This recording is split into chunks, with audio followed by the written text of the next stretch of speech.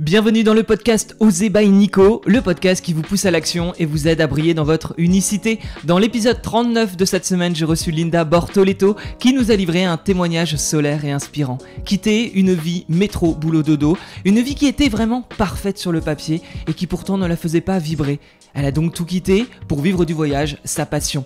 Tu peux écouter l'épisode entier, c'est celui qui est juste avant celui-ci.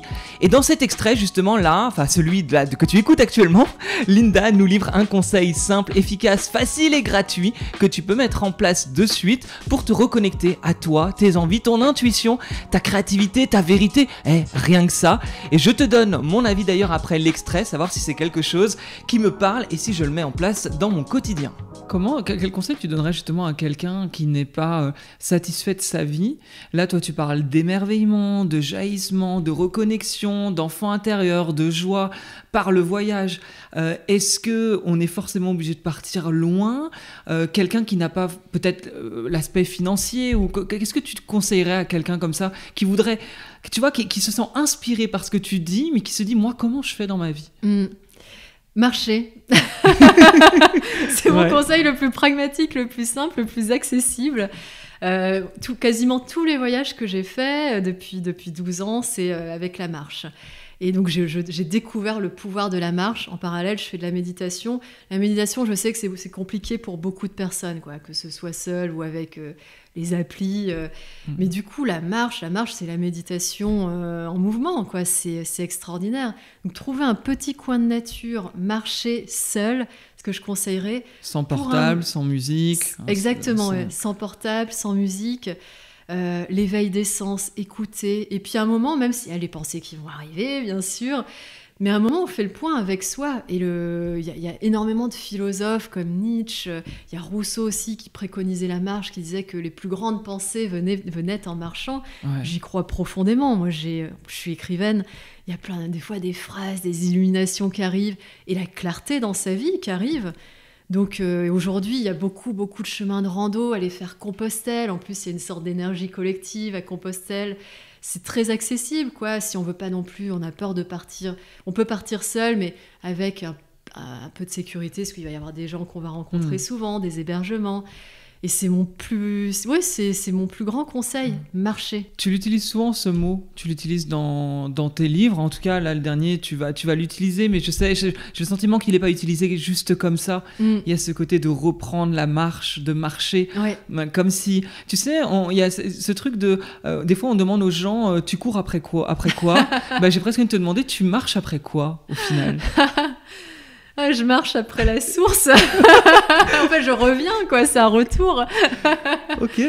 Ouais, et d'ailleurs, mon prochain projet est en lien avec ça, quoi. Parce que j'ai l'intention de marcher, de remonter le fleuve du Mekong depuis le delta au Vietnam jusqu'à la source au Tibet. Et en fait, le prendre de façon très poétique pour revenir à la source. Revenir à la source.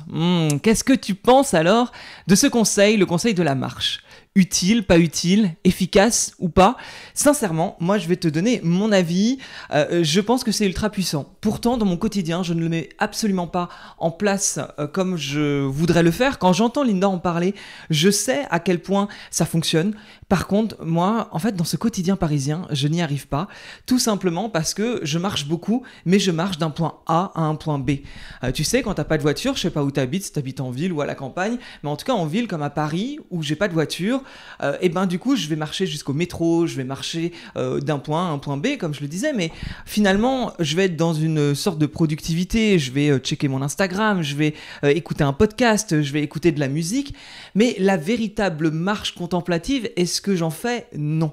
Pourtant, c'est quelque chose que je mets en place quand je suis en Bretagne, ma région natale. Et c'est vrai que quand je pars en Bretagne, ce que j'adore, c'est d'aller marcher le matin. C'est quelque chose qui est quasi inévitable pour moi. Enfin, quand je dis inévitable, c'est vraiment un ressenti que j'ai quand je suis chez mes parents. Je vais prendre la voiture le matin et je vais aller au bord de mer. Et là, je vais faire une demi-heure, une heure et demie de marche en me baladant au niveau... Enfin, en fait, c'est la nature, hein, parce que c'est vrai que c'est ce qui est top avec la Bretagne, c'est qu'il y a des coins qui sont extrêmement calmes, naturels, et il y a ce côté sauvage en fait que j'adore, et c'est à ces moments-là c'est ces moments-là, ouais, que je me reconnecte parce que je prends pas mon portable ou je le mets dans mon sac tout simplement. Mais du coup, il est dans mon sac à dos, il est éteint en mode avion. Et je sais que je ne suis pas là pour faire quelque chose. Je suis juste là pour me reconnecter à moi. Et c'est impressionnant comme ces moments-là, en tout cas pour ma part, hein, me reconnectent à des envies, à une créativité, à une clarté. Et qu'il n'y a pas forcément besoin, finalement, de choses compliquées. Des fois, j'ai l'impression, et dis-moi si tu te reconnais là-dedans, mais qu'on veut toujours aller chercher quelque chose à l'extérieur. Aller prendre le dernier programme du féminin sacré, connecté à la lune intersidérale, sans que, comment il s'appelle là, que machin soit en rétrograde, Mercure. Et du coup, on essaye d'aller prendre le dernier programme, voilà, dernier cri, ou alors on va aller chercher, je sais pas, un coach, ou aller acheter quelque chose qui va nous remplir. Et en fait, dans ces moments où on est un peu perdu, où on se sent peut-être déconnecté dans notre vie, on va essayer d'aller prendre quelque chose de compliqué à l'extérieur, alors que finalement, pour se connecter à nous, marcher dans la nature peut être ce moment personnel magique qui va nous apporter des réponses qu'on n'aurait pas même en ayant cherché autre chose, puisqu'on essaye de remplir. Et ça, c'est quelque chose que j'ai compris, en tout cas, encore une fois, c'est quelque chose qui m'est assez personnel. Quand je dis ça, j'ai l'impression que plusieurs personnes peuvent le vivre, mais en tout cas, moi, je l'expérimente, hein, de vouloir aller chercher à l'extérieur, alors que finalement, dans la marche, on peut retrouver cette intériorité. J'avais vécu ça en Inde, c'est comme ça que j'ai découvert la marche contemplative, c'était lors d'un ashram à Rishikesh, dans le nord de l'Inde. Et je me souviens qu'on avait des cours de yoga, on avait des cours de méditation, et on avait ces fameux moments de marche contemplative où on marchait dans la nature du nord de l'Inde, sans se parler, sans se regarder, juste un moment avec nous-mêmes pendant une bonne heure. Et j'adorais ces moments-là, et c'est là que j'ai compris en tout cas que juste marcher en étant présent à soi, c'était d'une puissance incroyable, mais parce que ça paraît trop simple, et ben on n'y pense pas, parce que justement quand c'est trop simple, et ben on préfère aller chercher un programme de clarté maximum ou un programme ou un coach. Alors attention, hein, je dis pas que les programmes et les coachs c'est pas bien, hein, du tout. Moi-même, à certains, pas plusieurs d'entre vous d'ailleurs, quand j'ouvre des sessions, je fais des séances de numérologie et je vois à quel point c'est utile. Mais tout ça, c'est à coupler finalement, c'est-à-dire que l'utilité d'une séance de numérologie où ça va permettre tout simplement de se reconnecter à soi, de comprendre ses talents, ses forces, ses faiblesses, ses blocages, et ben justement, pourquoi pas après une séance de 2 heures aller marcher dans la nature et en fait comprendre qu'est-ce qui s'est passé, processer en fait les choses, ne pas toujours remplir. Remplir c'est une chose, mais il faut pouvoir digérer. Et la marche, je trouve que c'est facile, c'est simple, c'est gratuit. Je sais par exemple que mon meilleur pote n'arrive pas à méditer, il y a des choses comme ça où des personnes ont du mal, la méditation, ou sans parler de méditation, ça peut être juste être assis sur son canapé et regarder le temps passer pour laisser ce vide, justement être en présence avec ce vide, et c'est pas toujours évident.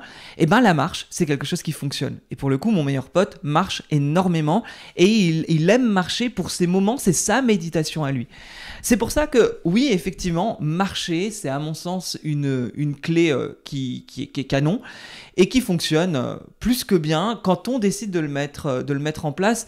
Et c'est même chez les entrepreneurs. Chez les entrepreneurs, j'ai remarqué que je suis quand même assez présent dans le monde entrepreneurial et il y a ce côté où même les gens qui ont une productivité de dingue, les moments de déconnexion, c'est aller marcher sans téléphone, dans la rue, dans la forêt, sur la plage, enfin peu importe. Et c'est des moments qui marchent et je vois que finalement, que l'on soit spirituel, cartésien, entrepreneur, dans le make money, quand je dis dans le make money, c'est vraiment les gens qui sont c'est vrai que j'ai fait pas mal d'immobilier et tout ça, donc les gens qui sont vraiment dans le côté argent, etc. et des personnes qui sont beaucoup plus spirituelles, on se retrouve tous à un moment donné aller dans la marche contemplative qui permet plus de clarté. Donc je me dis, si beaucoup de personnes qui se sentent alignées dans leur vie reviennent de toute façon à marcher, c'est que c'est pas pour rien. Et je comprends du coup, puisque je le fais aussi. Et c'est un dernier point que je voudrais rajouter, c'est qu'on a tendance à vouloir toujours des fois complexifier notre vie, dans le sens que pour se sentir mieux, aligné, plus productif, tout ce genre de choses, on va rajouter. On va rajouter, comme je disais, un programme, on va rajouter une application, on va aller rajouter quelque chose qui va nous permettre de se sentir mieux. Et pourtant, c'est dans la simplicité, et là je le tiens aussi d'un entrepreneur qui expliquait ça, c'est dans la simplicité qu'on peut trouver tout simplement la clarté.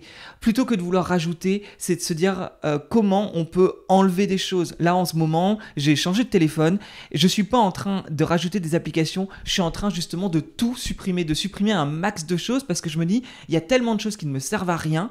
Et là, c'est ce que j'essaye de faire, que ce soit sur mon ordi ou chez moi. J'ai déménagé à la suite d'une rupture, je suis passé d'un 60 mètres carrés à un 17 mètres carrés. Autant te dire que j'ai dû faire du tri.